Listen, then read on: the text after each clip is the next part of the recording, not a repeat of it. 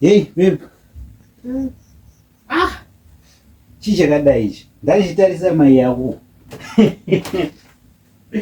Ndaichitarisa tundu wako. Ha! He? Profe wasi.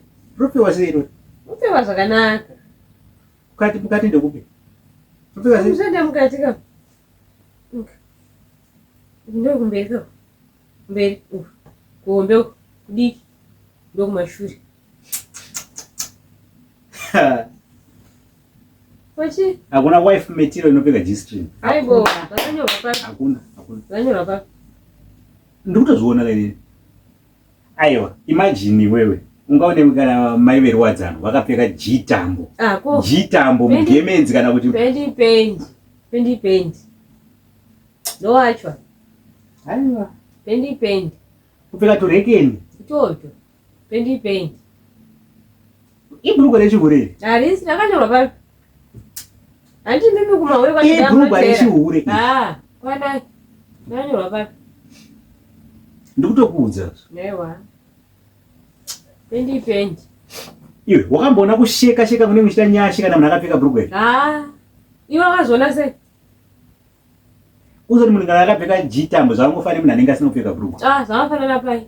Munhu achifamba sonyatsona kuti zvinhu izvi zvine freedom of speech. Basa andire kuvhara mberi. Tambondire kuvhara mashure. Andire kuvhara kumberi. Iwe tichikura vanhu vaipfeka mabhurugwa ekuti munhu kumashure kunonyatsonzi kwakavharwa, kumberi kwakavharwa. Zvinhu zvaka muchikura izvezvi makura makuchiona. Ndikutaura kuti tichikura izvezvi wakura. Muchikura nekuti wakura zvinhu zvakasiyana. Waikura ipapo izvezvi wakura. Saka unonditisa nhare here? Handina tomatenga ndichimaziva kuti ndozobasa rawo rekupfekwa. Hapana munhu anopfeka G-tambo pano futi. Apa ndinopulana unotenga mama. Inaro. Pane mama akatoya mufashion. Ndati uinaro here idzi? Ne. Unodi kungofamba usina. Izvi zvamunofanira kuti hauna. Alright. Zvinonzi mukadzi anoita zvinenge zvichidiwa nemurume wake. Kana ini ndichiti handidi maG-tambo, iwe uchiti unoda maG-tambo. Kutyira kuti ndinonyanya ndozofamba ndichipesanisa murodhi zvisina ndakapfeka G-tambo kana ndichimaonera unoita vamwe vakadzi. Chihure ichi.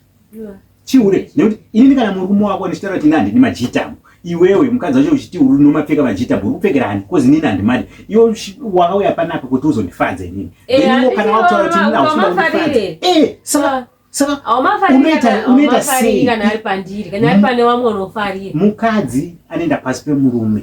Asi kana ari pandiri ndopo wasingamafariri. Inzwa. Saka iwe unenge uda kufadzani? Ndikutofadza iwewe. Une zvikomba? Uri kutochika ndokona kuzofadza vamwe ka? Une zvikombe? Ndina zvikombe. Either unopfeka mazadza dama or you leave this house. Ndatotaura. Alright. Ndatopedza nini? Okay. Haikona kuramba uchindidaira akandokudhonora.